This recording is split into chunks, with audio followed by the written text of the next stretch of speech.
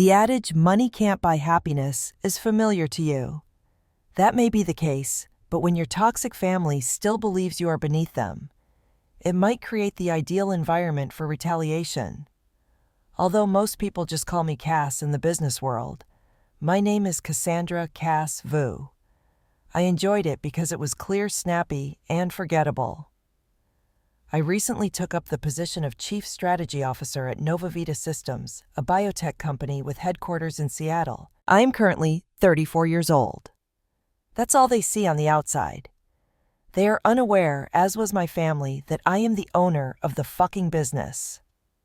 I gained controlling shareholding 2 months ago after making a number of modest, methodical movements through offshore proxies and blind trusts. It had nothing to do with vanity. It has to do with control.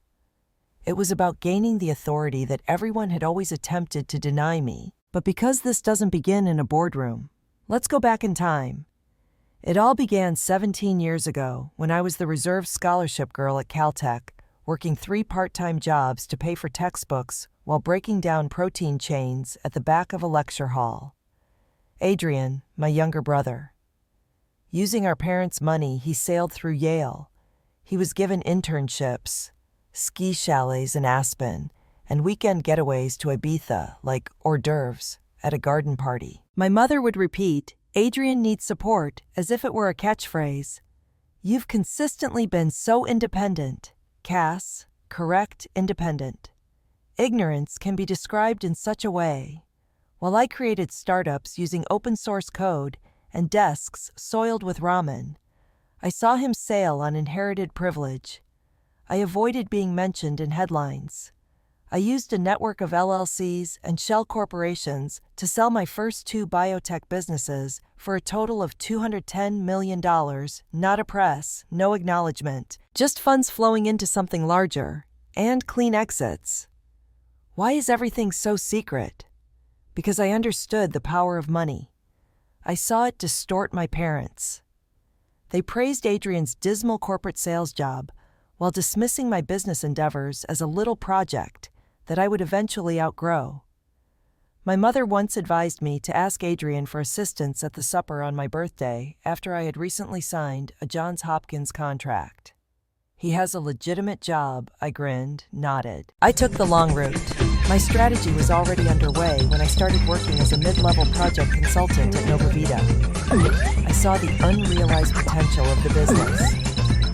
I was aware that its goal was obscured by temporary leadership, and that its core patents were undervalued. As I developed its strategy plan throughout the day, I used the evenings to gradually gain control by purchasing quiet shares through shell companies. The board believed they were promoting a hard-working outsider when they offered me the position of CSO. They were unaware that I had already started approving their incentives for 3 weeks. I kept it to myself, not my family, in particular Adrian though. Something had changed, he realized. We were at our monthly family meal, which I detested, but was unable to break. Adrian lifted his glass to my new position over an overcooked meal and an overly sweet wine. With a smirk that fell short of his eyes, he remarked, "It must be nice to finally catch a break." Corporate leadership, however, is a different animal. I hope you're prepared. With her usual adoration, my mother leaned closer. "My dear, perhaps Adrian might serve as your mentor. He has years of experience managing teams. He is aware of actual business." To stop myself from giggling, I bit the inside of my cheek. I wish they were aware that my safe included an acquisition contract, the one that has $280 million in capital next to my name. "Thanks," I answered slickly. "I'll remember that." Adrian wasn't finished, though. The familial hierarchy he had always controlled was upended by my advancement. The heir apparent to nothing in particular, the golden son, the responsible one, and me. They had never taken me seriously since I was the strange sibling. The lunches began at that point. Senior personnel started to recognize Adrian when he started arriving at Novavita, just to check in, charming, inquisitive, and feigning pity for his poor, overburdened sister. He laid the foundation by laughing with department leaders, which I witnessed from my glass-walled office. The HR complaints followed. My credentials were exaggerated. I received anonymous letters accusing me of falsifying my degrees. And there were reports of diversity hires gone too far. All falsehoods, disproving it is simple. However, he was also taking the long view. He didn't even bat an eyelid when I addressed him in private.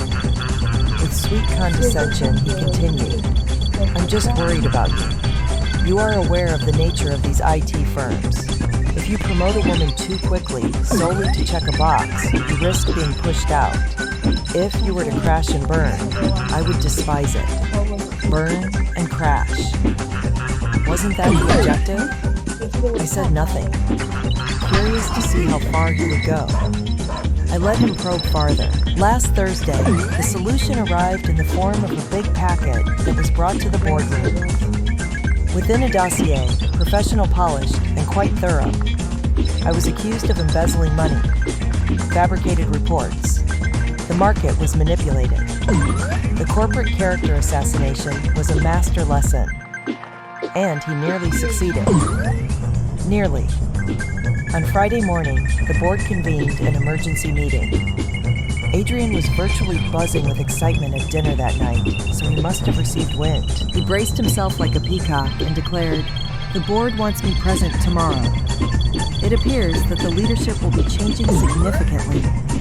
My parents smiled. None of them inquired about my own job or why I wasn't invited to this enigmatic coup.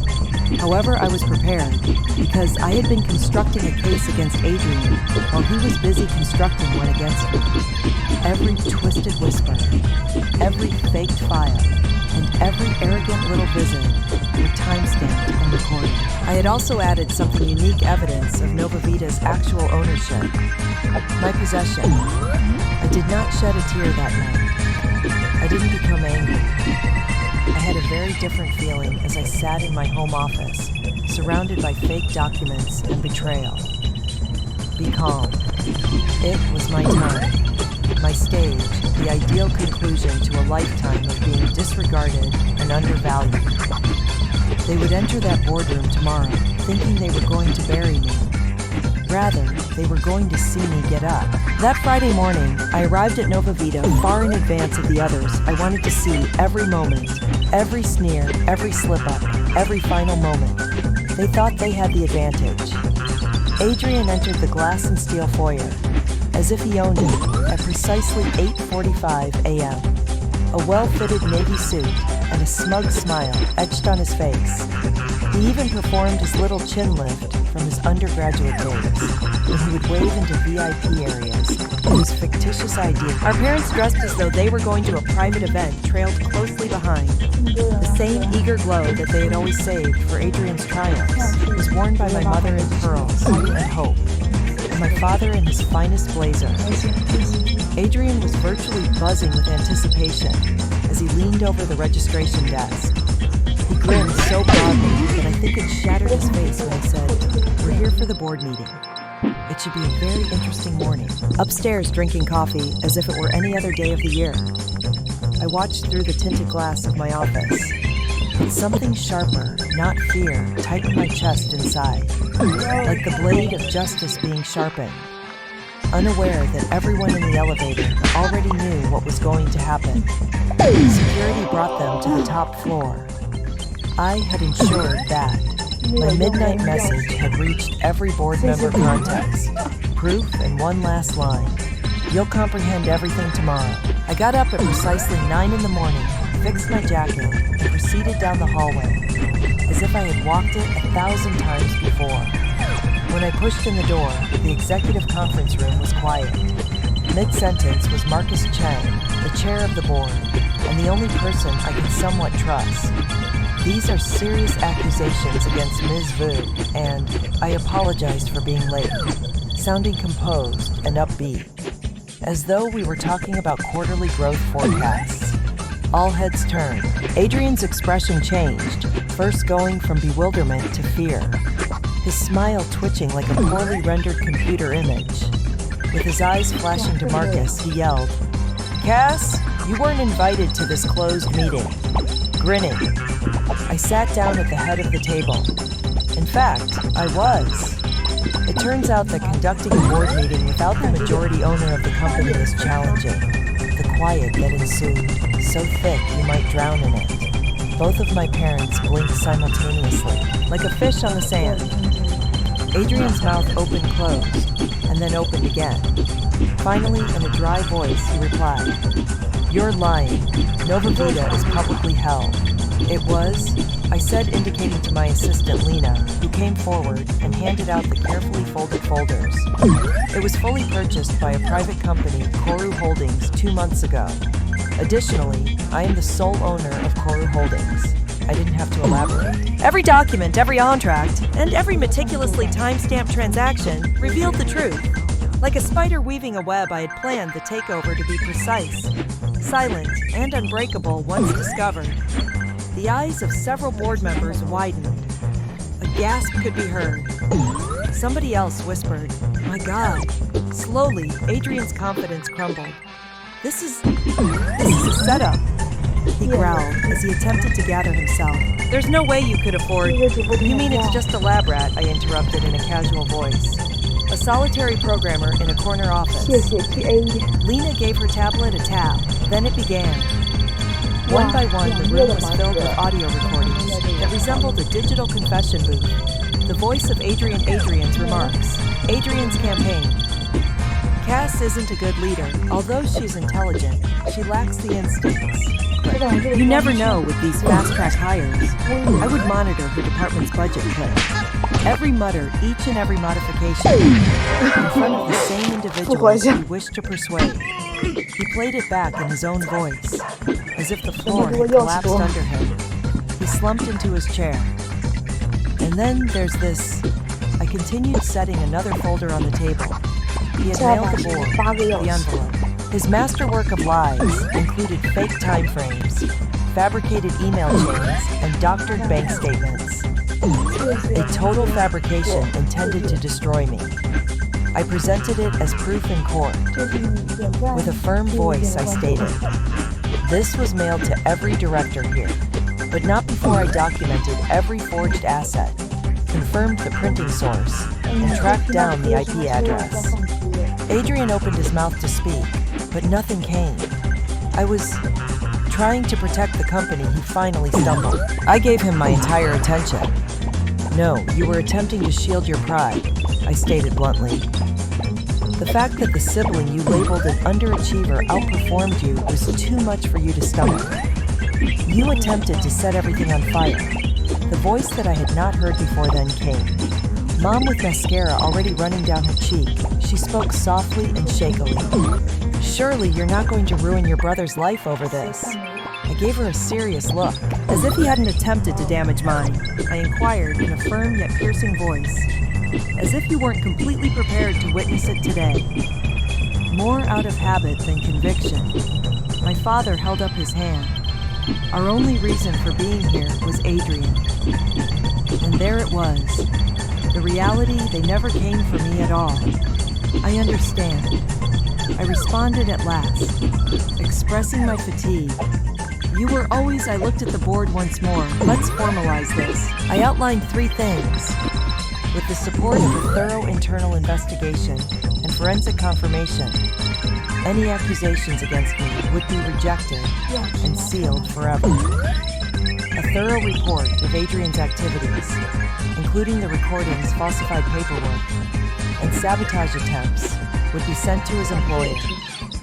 Nova Vita Systems would ban Adrian Vu, and both of our parents, for good legal escalation, would follow any attempt to get in touch with employees or impede activities. Adrian appeared to have been devastated. "You'll destroy my career," he said. I answered, "You already did. I just want to make sure you don't let anyone else experience it." Now my mother cried out, "Please, Cass, we are related that term, family." I laughed a little without humor. "No," I replied, "family is honest. Family doesn't undermine. Your family does not cheer you on while mocking your failure." I then dealt my last card. Across the table slid a small folder. I nodded to the numbers within and remarked, My first company, at 27, it was sold for $52 million. The second one, at $158 million, I pointed around the boardroom and said, "This is just the beginning." Then I turned to face my father.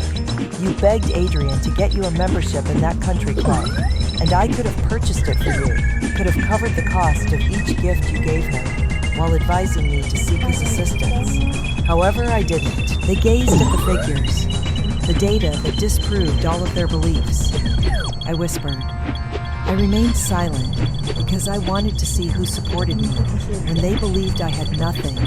I know now. For the final time, I looked at Adrian. "Adrian, you're not getting fired. You were dismissed by your own decisions similar to what you attempted to do to me." Then I got up. "We are adjourning this board meeting. Marcus, please get all the paperwork." I had to face the 3 individuals who used to be my entire universe. "You will be escorted out by security." Adrian's voice cracked as he stood. "Cass, please." I felt envious. That you were winning was too much for me to handle. I had no idea how to accept that I stopped at the entrance. "Are you aware of our differences?" I inquired.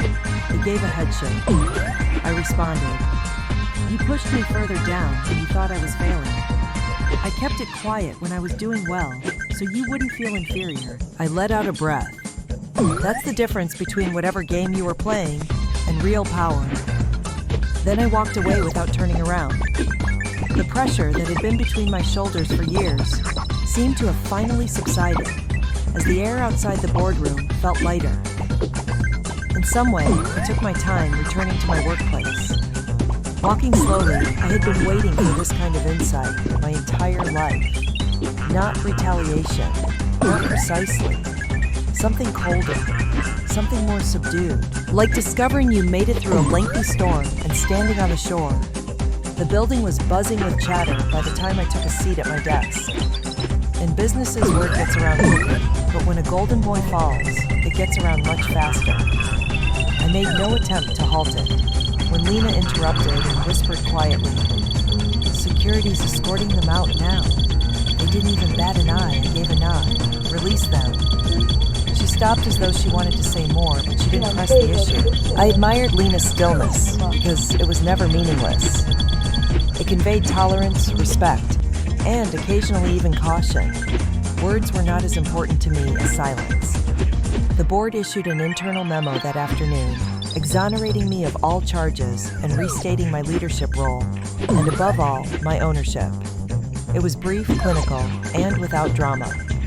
That's how I liked it. I didn't require praise. I knew the truth, but Adrian.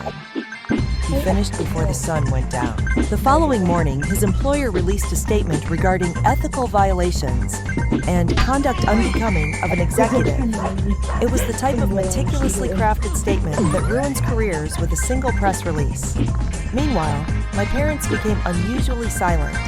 No phone calls, no messages. Not even an item that was forwarded passive-aggressively with a sticky note that read, "Thought of you days and eventually weeks passed," in which there was no word. I had a sneaking suspicion that they were finally taking stock. The rest of me was more aware. They weren't silent out of embarrassment. They felt humiliated, which is why they were silent. There is a distinction. They couldn't bear to be incorrect. Not merely incorrect, spectacularly incorrect. For all those years, Adrian was praised. I was ignored and my work was dismissed as a passing fad. They were now forced to wallow in the echoes of their own decisions. Adrian, too. He made an effort to get better. Initially, I didn't respond to the irate emails that were full of bluster and bravado about how I had ruined everything and taken it too far. Then the tone shifted. Like water through a fractured stone, regret crept in. I apologized, Cass. I had no intention of it getting that far. I feared that you were no longer in need of me. I remained silent, though let the quiet speak for itself. It was 3 months later. Nova Vita started to flourish in previously unheard of ways. The change in leadership provided new direction. New alliances grew. Our R&D discoveries were published in 2 national scientific publications. Employees also felt that they had a boss who cared for them. For the first time in the company's history, I cared a great deal. I threw myself into it, and most evenings, that meant staying up late. So when Lena buzzed in again, I was outside the huge windows in the dark beyond 10. She said cautiously, "There's someone here to see you. Personal." He says I nearly declined. Then I sensed it. That pull in my chest, that odd fascination that stems from the painful, exposed wound of history, rather than from fear or hope. I told him to send him in. The Adrian I remembered was not there. No arrogance, not a sharp suit, no fragrance that smelled like insecurity and ambition. Just a plain button-down with wrinkled sleeves, short hair, and a weary face. He appeared tiny, or perhaps I had simply ceased considering him to be big. He hurriedly said, "I won't take long," and held up his hands. "I'm not begging here. I really must leave something." He walked to my desk and set a manila package down. He paused too long with his fingers. "It's everything," he murmured softly. "Every contact I made, the passwords, the paths, all of the things I gathered while attempting to sink you. I'm forwarding it to the board as well. To my former employer. No justifications. I didn't touch the envelope. I just stared at it. Why now?" I looked up at last and inquired. He exhaled deeply, then shrugged. "Since you were correct, I had nothing to create. I was on stage acting, and the real job was being done by you. I detested that. I hated how easy you made it appear." I said, "It wasn't easy." "I understand," he said. "The worst part is that no one put in as much effort as you did. I also attempted to take that away from you." He started to walk out the door, but paused. He declared, "I'm starting over. Small startup entry level, no shortcuts. I don't ask for pardon. I only wanted you to know that I learned more from letting me fail than our parents ever did." He grabbed the handle of the door. I called softly, "Adrian." His eyes flickered up, hinting at something I hadn't seen in a long time. I hope I said, "Send me your resume." Not for a position of leadership, not for preferential treatment. However, we're constantly seeking folks that are prepared to work their way up, if you're serious about beginning again. One tear fell out of his left eye. He didn't clean it, only nodded slightly in gratitude and left. And for the first time in my life, I didn't have any animosity toward him. Time simply changes the light on your desk. It doesn't shout as it goes by. It felt like sunshine gliding across a wooden floor for the next 6 months. The silence shifts tiny ones, but steady. After the storm, Nova Vita expanded quickly. Almost too quickly, we branched out into 3 additional Pacific Northwest locations, established 2 research facilities, partnered with a charity organization focused on public health to supply affordable insulin substitutes. Back when I was soldering prototype hardware in my garage at 2 in the morning, surrounded by empty takeout boxes and non-compiling code, it was the kind of labor I used to dream of right now. For that, I had teams, whole departments. However, I didn't take the lead. I strolled around the labs, attended brainstorming sessions. I stayed up reading raw data because I enjoyed the quiet of honest labor, not because I had to. The type that only cares about the question and the answer, not titles or power. I would occasionally catch myself wondering how I got here, as I gazed out my office window, which was 30 stories above the city. I wonder whether I would still be the same person if my family had supported me earlier. The response was consistently the same. Despite their skepticism, I did become who I am now. It helped shape who I am now. I was forged by it. That does not imply that the pain has subsided. Not everyone who is grieving wears a black dress and sobs at funerals. When your own mother's voice disappears from your life, it might occasionally manifest as quiet. It can occasionally be the lack of a birthday call, the empty space where pride ought to have been. Eventually, they did get in touch. 2 months after the board meeting, my father sent a lengthy message, half plea, half apology. A week later, my mother came along. In some ways, hers was sadder, despite being shorter. She spent a lot of time discussing the past, about how difficult it was for her to comprehend the world in which I lived, and the decisions I took. She wrote, "I never mean to make you feel less. The problem is that she didn't have to mean it. She simply had to continue Adrian, too." He sent a card for the holidays. Easy, not guilty, not a drama. Just a message that read, "You succeeded in spite of us, not because of us." I am learning to follow suit. I read it without crying. However, I did pause for a while. Simply sat there, allowing the words to permeate the space, like smoke from a long fire.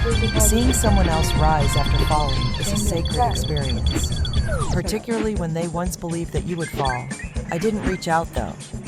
Not quite yet. It takes time for certain things. Others occupy space. And I was learning how to offer myself both at last. Now that the business was stable, the board asked whether I wanted to take a break. "No," I replied. It was because I still had a task to complete, not because I was scared to go. Legacy is not a buyout or a new product launch, something more subdued. It's the way people feel every day when they arrive at work. It can be found in the letters from patients who, because of what we built, can now afford therapy. Last week, the intern told me that she finally thought a female like her could be the CEO. That was more significant than any purchase, more than my door's title. The world around me continued to change though. At a downtown hotel one afternoon, I overheard a talk I wasn't supposed to hear during a board meeting. "You mean her brother was a former employee of Finley Capital?" Someone murmured. I wonder what took place there. I remained silent. I simply took a glass of wine and let the words drift through the pine trees like the wind. By now, I'd realized that some facts don't require defense. They are independent, similar to stone, similar to a mountain. I considered the tale people would tell about me as I made my way home that evening in a chilly drizzle. How much they would make mistakes. There would be no mention of how much I once wanted everyone to be aware of everything. Every late night, each betrayal. Every triumph was gained in silence. Right now, all I wanted was for the work to speak. Allow the echoes to convey what words were unable to. That year winter arrived early.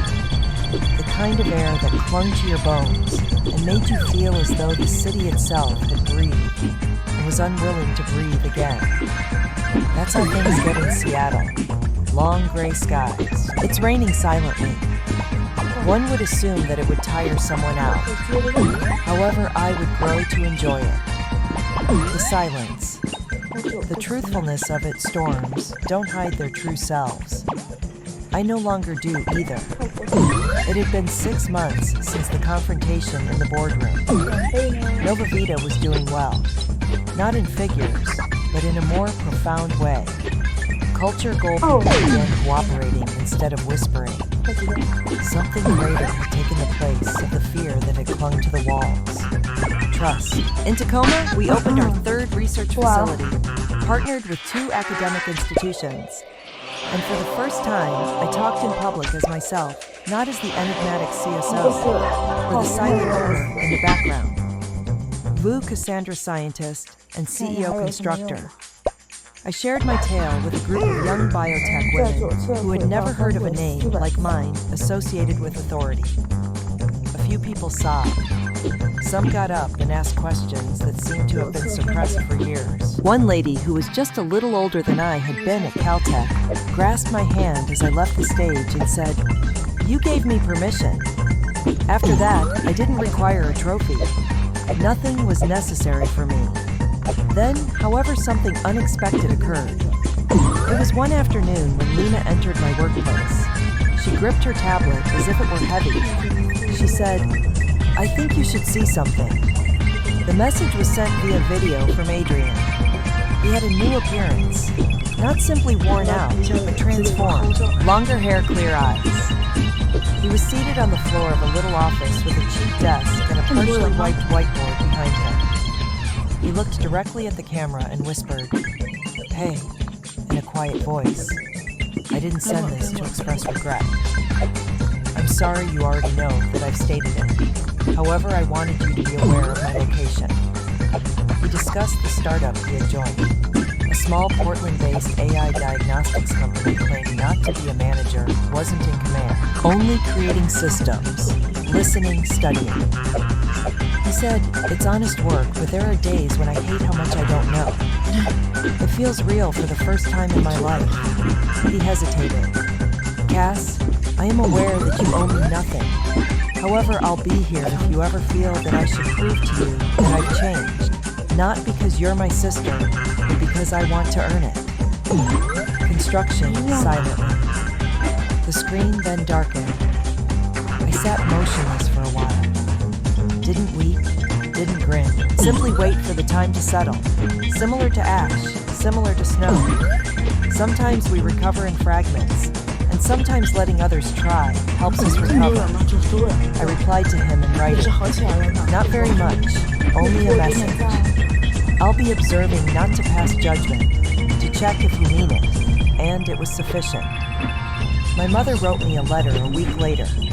An actual one, not via email, not an SMS message. She discussed being incorrect about the burden of regret, about not understanding how to go back in time, and seeing your child become a stranger. Cass, you were always the strong one, she wrote. I simply didn't realize that silence might be strong. What to do with that letter is still a mystery to me. For some reason that I have never disclosed, it is kept in my drawer next to my old Caltech ID. Perhaps because I still have that girl with me. The one who worked 3 jobs, stayed up, coding, ate stale granola bars, and never complained. This was constructed by her. It was she who made it out alive. I now sit by my office's tall window at night as the sun disappears behind the cascades. The last rays of sunlight are reflected by steel and glass in the expansive perspective of the city. I no longer consider retaliation or even fairness.